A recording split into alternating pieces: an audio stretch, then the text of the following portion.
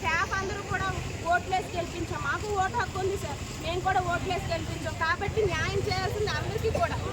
Option లేనోకి ఇవ్వలేదంటే కొన్ని ఒక అర్థం పడుతుంది సార్. ఆల్రెడీ రెగ్యులర్ జాబ్లో ఉన్న ఏఎన్ఎంస్ తీసుకొచ్చి ఇక్కడ పెడతాము, స్టాఫ్ నర్స్ అందరూ గాలి తిరగండి అంటే అది ఎంతవరకు న్యాయమో మీరైనా ఆలోచించాలి.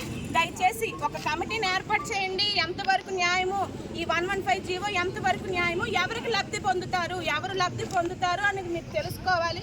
మాకు ఎన్హెచ్ఎంలో ఎవరైతే 20 పోస్టులు వేకెన్సీ లేకుండా గాల్లో ఉన్నారో వాళ్ళందరికీ న్యాయం చేయాలి.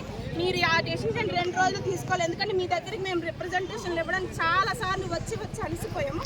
మేమందరం కూడా మీకు తెలుస్తారు, ఆడపిల్లలమై ఉండి విజయవాడ తిరుగుతూ మీరు అక్కడికి వస్తే ఎందుకమ్మా అంత దూరం నుండి వచ్చారంటారు, ఇక్కడ వస్తే పైనుండి ఆర్డర్స్ కావాలంటారు. కాబట్టి మీరు మా కోసం ఆలోచించుకోవాలి, మాకు న్యాయం చేయాలి. ఈ 115 జీవోని వెంటనే రద్దు చేయాలి.